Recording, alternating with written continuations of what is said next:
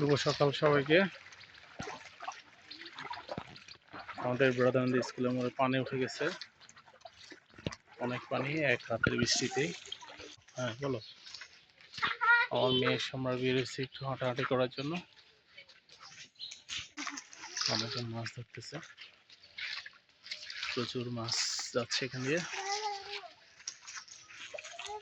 অনেক পানি এদিকে, সবাই মাছ ধরা ব্যস্ত। নাক্কা পার হবো, অবস্থানের দিকে যাব,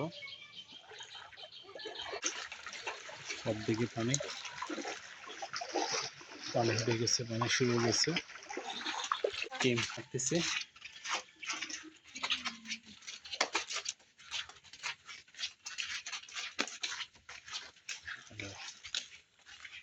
বাসা, এটা আমাদের মিশন এরিয়া।